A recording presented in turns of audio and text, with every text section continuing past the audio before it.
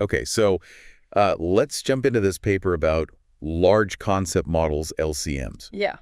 It's a pretty fascinating new approach to language modeling that you sent our way. Yeah. And It really seems like it could shake things up in the field. yeah, it seems like it could be a real game changer. It challenges some pretty fundamental assumptions about how we even process and generate language.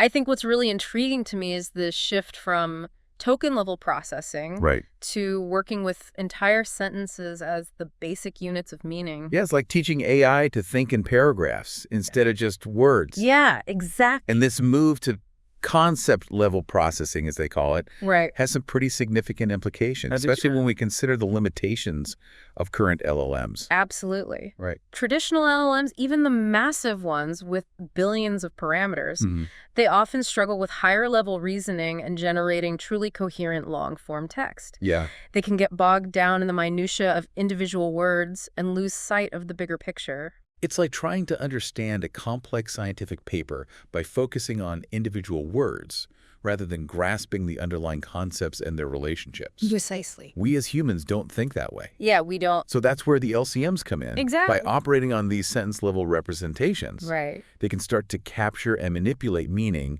at a higher level of abstraction, Yeah. closer to how we humans think. Mm-hmm. So how do they actually do that? How do you get from a sentence to a concept and then back again?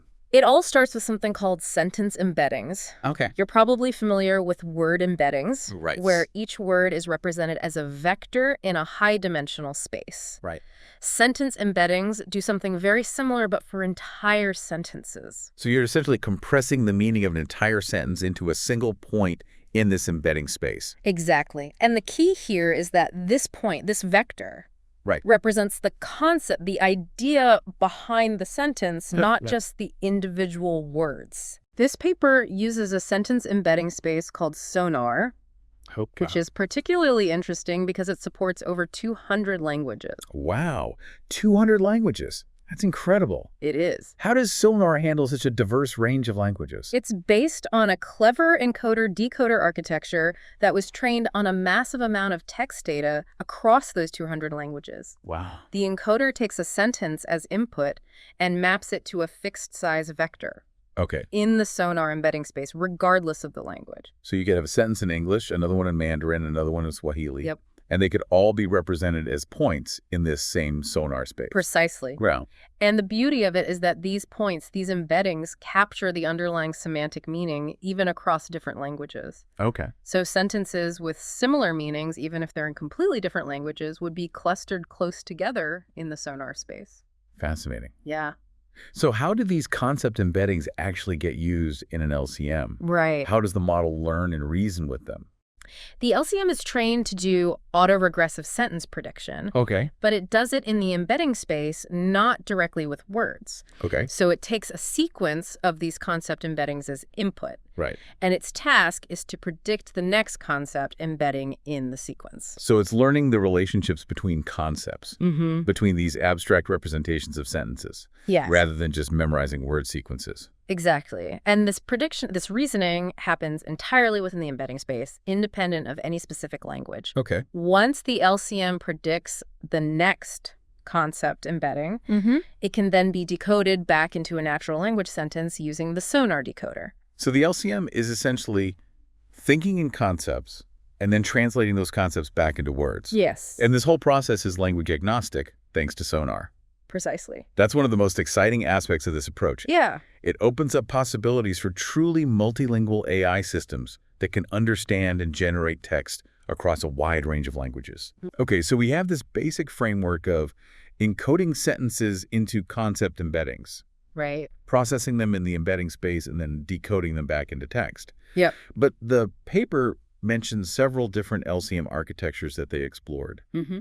Can we break down those different approaches? Of course. Okay. They started with a baseline LCM, Okay. which uses a more traditional regression-based approach to predict the next concept embedding. Okay. Imagine you have a cloud of points in the Sonar space, each representing a concept. Okay. The base LCM essentially tries to find the closest point in that cloud to the target concept based on the preceding context. It's like trying to guess the next word in a sentence. But instead of words, you're guessing concepts. That's a good analogy. Yeah. But as you might imagine, there could be multiple plausible continuations, Right. multiple valid next concepts, depending on the context. So how do you choose the best one? How do you introduce more creativity and flexibility into the generation process? That's where the diffusion-based LCMs come in. Inspired by the success of diffusion models in image generation, Right. they applied a similar concept to sentence embeddings. I've heard about diffusion models, but mostly in the context of creating stunningly realistic images. Right. How does that translate to working with sentence embeddings? Think of it like restoring an old noisy photograph. Okay. The model learns to gradually remove the noise until it reveals the clear image underneath. Mm-hmm. In this case, the image is the sequence of clean concept embeddings. So instead of adding noise to pixels, Right. they're adding noise to these concept vectors. Exactly. And then they train the LCM to reverse that process, Okay. to denoise the sequence and predict the clean concept embeddings. It's like they're teaching the model to find the signal amidst the noise, Yeah, to extract the true meaning from a corrupted representation. precisely. They explored two main diffusion-based LCM architectures, Okay. one tower and two tower. Okay. In the one tower model, Mm-hmm. they interleave noisy and clean concept embeddings as input and train the model to predict the clean embeddings, effectively denoising the sequence. So it's learning to reconstruct the original concept sequence by removing the noise. Right. But in the process, it's also learning the relationships between those concepts, which is crucial for generating coherent continuations. Exactly. Yeah. The two-tower model, on the other hand, separates the encoding of the context from the denoising process. So there's a dedicated contextualizer that processes the previous concept embeddings, Right. and then a separate denoiser Mhm. that focuses on predicting the clean embedding for the next concept. Precisely. Okay. They argue that this separation allows for more focused learning and potentially better performance, Right. especially when scaling up to larger models. Yeah, it makes sense to break down such a complex task into more manageable chunks. Mm, Now, you mentioned earlier that they also experimented with quantization. right. Can you explain what that means and why they explored that approach? Quantization is a technique used to represent continuous data, like these concept embeddings, with a finite set of discrete values. Okay. Imagine you have a number line with an infinite number of points. Okay. Quantization is like dividing that line into a fixed number of segments and assigning each point to the nearest segment. So it's a way of discretizing the embedding space, reducing the number of possible values. Exactly, and this can have several advantages. Okay. First, it can make the model more computationally efficient Right. because you're working with a smaller set of discrete values rather than a continuous range. That makes sense, especially when you're dealing with massive models and huge data sets. Right. Second, quantization can actually improve the robustness of the model Okay. by making it less sensitive to small variations in the embeddings. So it's a way of making the model more resilient, more forgiving. Precisely. Okay. They explored two types of quantized LCMs, Okay. quant LCMD, which predicts discrete codebook indices, and quant LCMC, which still predicts continuous target vectors but utilizes quantization during training. So they're experimenting with different ways of incorporating quantization into the training process. Yes, and the results suggest that quantization can indeed improve both computational efficiency and robustness without sacrificing performance. It's a promising avenue for future research. Yeah. Especially as we push towards even larger and more complex models. It's fascinating how they're drawing inspiration from different fields, Yeah. like diffusion models and quantization techniques, and applying them to this novel approach of working with sentence embeddings. Yeah, it really highlights the interdisciplinary nature of AI research. How advancements in one area can often spark breakthroughs in another. Absolutely. Yeah. Now, they didn't just stop at designing these different architectures. Right. They actually went ahead and trained a massive 7 billion parameter two-tower diffusion LCM. That's right. Scaling up a model like that comes with its own set of challenges, Yeah. both in terms of computational resources and training techniques. Yeah, for sure. They trained this behemoth on a massive data set containing over 2.7 trillion tokens, Wow. representing about 142 billion concepts or sentences. Yeah, that's incredible. That's an incredible amount of data. It is. What were they hoping to achieve by scaling up to such a large model? They wanted to see how this concept-level model would perform on tasks that require higher-level understanding and generation capabilities, especially in comparison to traditional token-based LLMs. Okay. They focused on evaluating the 7 billion parameter LCM on summarization and summary expansion tasks. So tasks that really test the model's ability to grasp the gist of a text and express it in a new way. Exactly. Summarization requires the model to condense a longer piece of text into a shorter version that captures the key information. Right. While summary expansion involves taking a short text and fleshing it out into a more detailed piece of writing. Yeah. It sounds like they're really putting this LCM through its paces. They were. And the results, which we'll delve into next, are quite compelling. They shed light on both the strengths and limitations of this concept-level approach and offer some tantalizing hints about the future of language modeling. Yeah, definitely. I'm eager to hear more about those results. Okay. Let's continue this discussion in part 2 of our deep dive. Sounds good. So to really understand how well these large concept models perform, the researchers focused on 2 key tasks, summarization and summary expansion. Okay. These tasks require the model to not only understand the text, but to synthesize and re-express that meaning. Right. A significant step towards more human-like language processing. It's like asking the model to write a book report, Yeah. not just parrot back the words it read. Right. So how did they measure the LCM's ability to summarize and expand on text?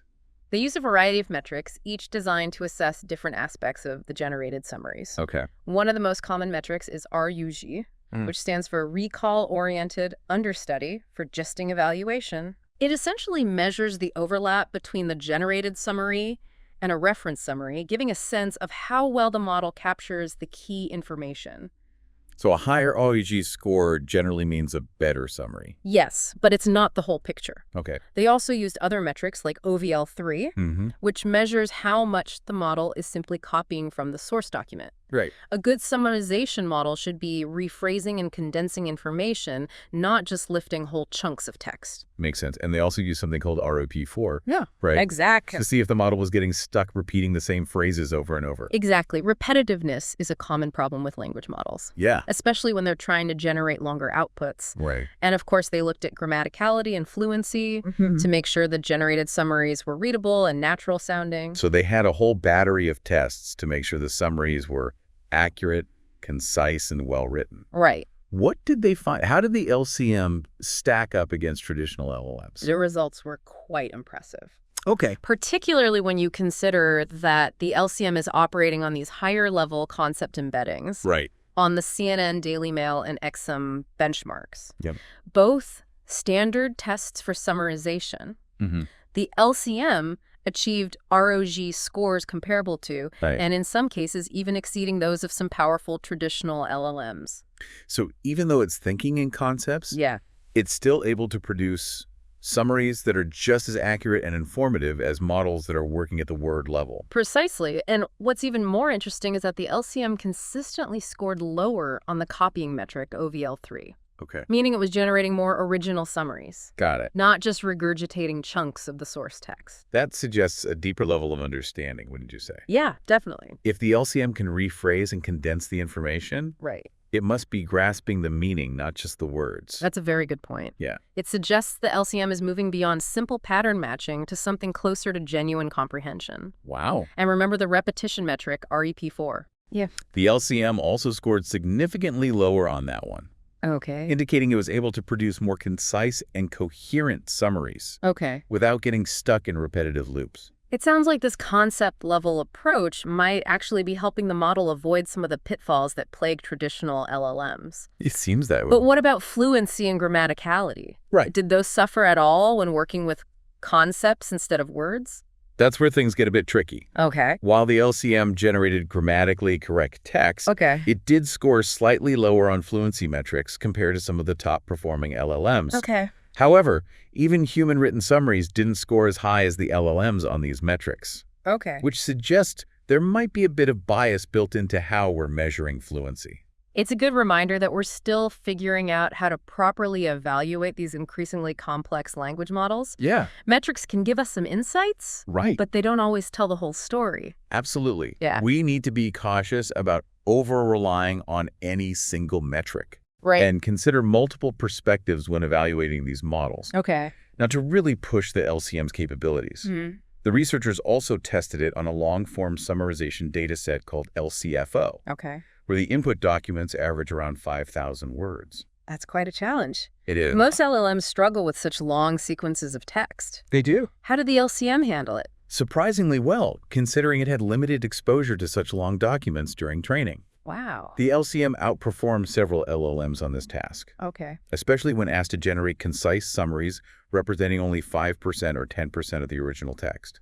It's almost as if the concept-level processing allowed it to maintain a better understanding of the overall structure and key ideas, Right. even when faced with a mountain of text. That's a very insightful observation. Yeah. It's possible that working with these higher-level concept embeddings allows the model to avoid getting bogged down in the sheer volume of words and focus on the core, meaning even in very long documents. That has significant implications for tasks like document analysis research and even content creation. Yeah. Imagine being able to quickly and accurately summarize lengthy reports or scientific papers. The possibilities are really quite exciting. Yeah. Now, they didn't stop at summarization. Okay. They also tested the LCM on the inverse task summary expansion. Okay. Instead of condensing a long document into a short summary, they gave the model a short piece of text and asked it to expand it into a longer, more detailed piece of writing. So it's like giving the model a seed idea and seeing what it can grow into. Exactly. That requires a lot of creativity and coherence. It does.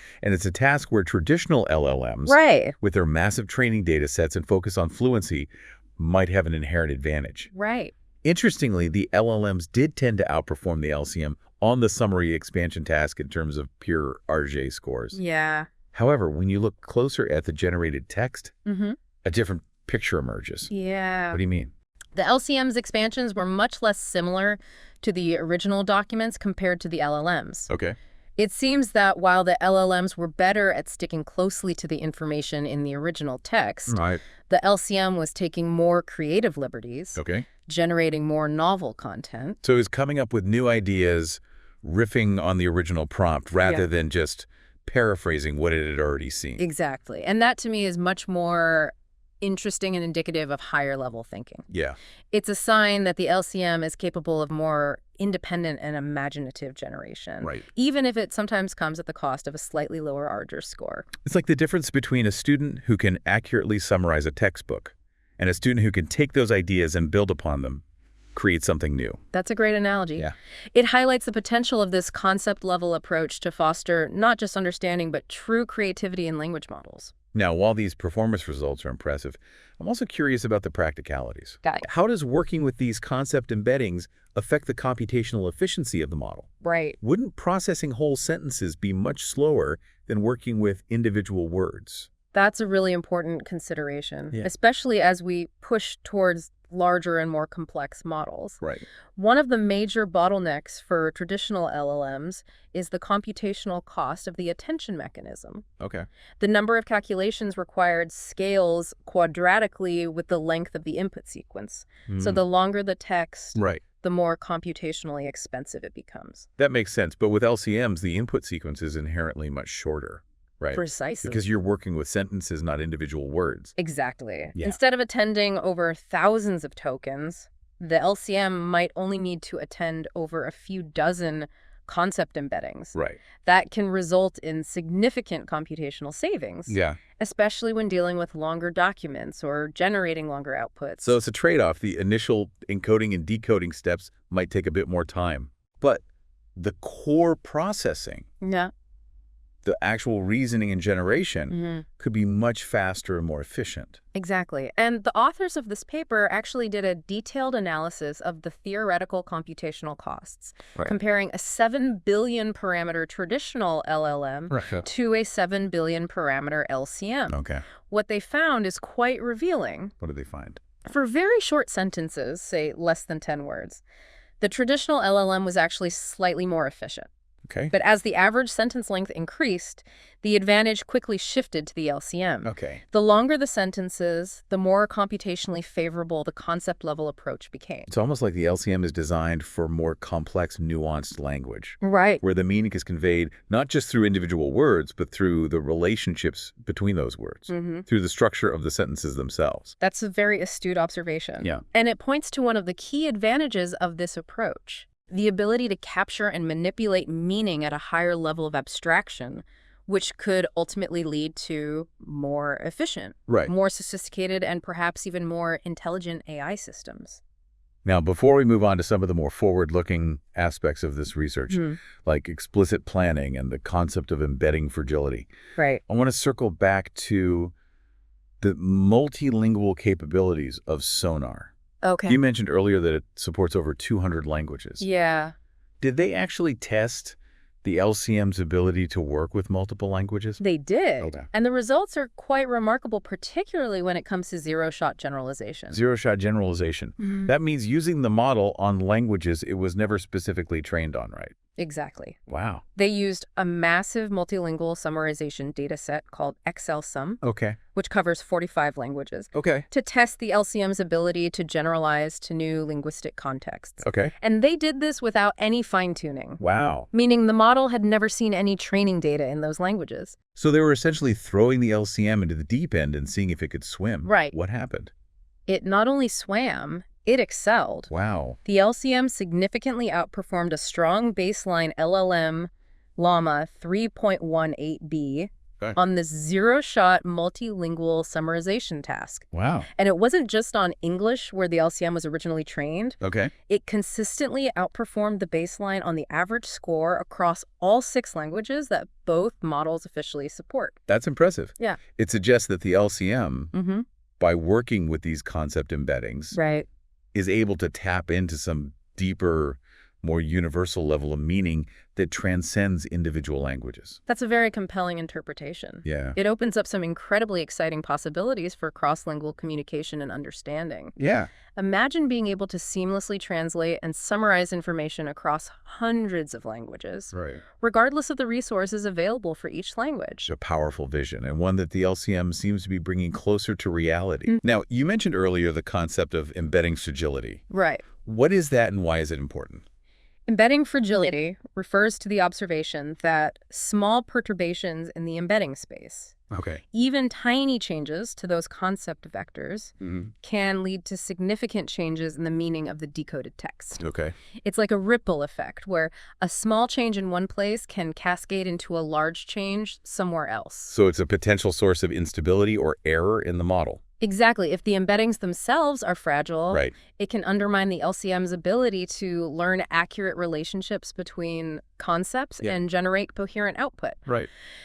Imagine you're trying to build a house, but the foundation is made of sand. Okay. No matter how strong the structure, it's going to be vulnerable to collapse. So how do they address this fragility? How do you make those concept embeddings more robust? It's an active area of research, and there are several promising avenues being explored. One approach is to develop more sophisticated encoding techniques that create embeddings that are less sensitive to noise or perturbations. So it's about designing embeddings that are more resilient, more able to withstand those small variations. Precisely. Another approach is to develop more sophisticated decoding techniques that can better handle noisy or slightly corrupted embeddings. So it's about making the model more forgiving, less prone to derailment by those small fluctuations. Exactly. It sounds like there's a lot of work to be done in this area. There is. But the potential payoff is huge. It is. If we can make these concept embeddings more robust, it could significantly improve the reliability and trustworthiness of LCMs. Absolutely. Yeah. Addressing embedding fragility is crucial for ensuring that these models can be used safely and effectively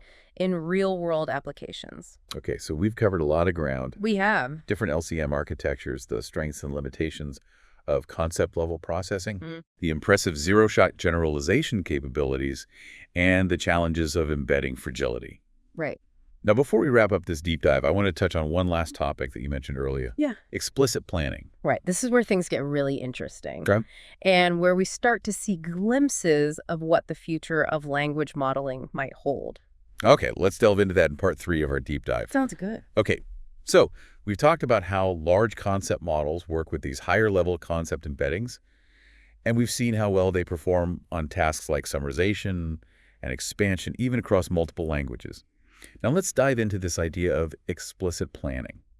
What exactly does that mean in the context of LCMs? Explicit planning is about giving the LCM more control over the generation process, a bit like providing it with an outline or a roadmap to follow. Instead of just predicting the next concept in a sequence, the model would have a broader context, a sense of where the overall narrative or argument is heading. So it's like giving the model a set of instructions or guidelines. Like, first, summarize the key findings, then discuss the implications, and finally offer some concluding thoughts. Precisely. It's about moving beyond just local coherence, where each sentence flows smoothly from the one before it, to global coherence, where the entire piece of text hangs together logically and meaningfully. It makes a lot of sense, especially when you're talking about generating longer, more complex pieces of writing. But how do you actually implement this explicit planning? How do you give the model this higher-level guidance? The authors of this paper propose a fascinating approach that involves training the LCM to predict not only the next concept embedding, but also special break and plan embeddings. So the break embedding would signal a transition to a new paragraph or section, and the plan embedding would represent the topic or gist of that upcoming section. Exactly. It's like embedding mini outlines within the text itself, giving the model cues about how the information is structured and where the narrative is going. It's a clever way to integrate this higher-level planning information directly into the model's processing. Did they actually test this approach? Did they see any benefits to incorporating explicit planning? They did, and the results are quite encouraging, especially when it comes to coherence. They used a technique called LLM as a judge, where they essentially asked a separate LLM to evaluate the coherence of the generated text. So AI evaluating AI, Yeah. it sounds a bit meta, but it seems to be a pretty effective way to assess these complex language models. It is. And what they found is that the LCMs with explicit planning consistently generated text that was judged to be significantly more coherent than the output of the baseline LCMs, which didn't have that higher level guidance. So giving the model a roadmap, even a simple one, significantly improved the overall quality of the writing. That's a pretty big deal, especially as we think about using these models to generate more complex and nuanced content. Absolutely. Explicit planning could be a key ingredient in unlocking the full potential of LCMs, enabling them to generate text that is not just grammatically correct and factually accurate, but also engaging, persuasive, and even creative. It's almost like we're moving from teaching AI to write sentences, to teaching it to tell stories, to craft arguments, to communicate ideas in a way that truly resonates with humans. That's a beautiful way to put it. And while this research on explicit planning is still in its early stages, it offers a tantalizing glimpse of what the future of language modeling might hold. Well, this has been an incredibly insightful deep dive into the world of large concept models. It's clear that this approach has the potential to revolutionize how we think about and interact with AI. Before we wrap up, I want to touch on some of the key takeaways and potential implications of this research. What, in your view, are the most exciting aspects of this work? To me, the most exciting aspect is the shift in perspective that LCMs represent. They challenge the long-held assumption that language modeling must be done at the token level that we need to feed these models massive amounts of text and let them figure out the patterns on their own. It's like we've been trying to teach AI to understand language by showing it a dictionary, when what it really needs is a textbook on linguistics, a set of rules and principles to guide its understanding. That's a perfect analogy. LCMs, by working with these higher-level concept embeddings, provide a more structured, more principled approach to language modeling. It's about incorporating more of our own understanding of language, our knowledge of syntax, semantics, and even pragmatics into the model itself. And this shift in perspective has some pretty profound implications, not just for the efficiency and accuracy of these models, but for their overall capabilities. Yeah. We've seen how well LCMs perform on tasks like summarization and expansion, even across multiple languages. We've seen how the concept-level processing might actually make them less prone to some of the pitfalls that plague traditional LLMs, like repetitiveness and a tendency to simply copy from the source text. And we've seen how explicit planning could give these models even more control over the generation process, enabling them to create longer, more complex, and more coherent pieces of writing. It's a really exciting time to be working in this field, and I can't wait to see what the future holds for LCMs and the broader field of language modeling. I completely agree. This research has opened up a whole new world of possibilities, and I'm sure we'll be seeing a lot more innovation and development in this area in the years to come. Thank you for joining us on this deep dive. It's been a truly enlightening conversation. And to our listeners, we encourage you to explore this paper further and consider the implications of this concept-level approach to AI. Until next time.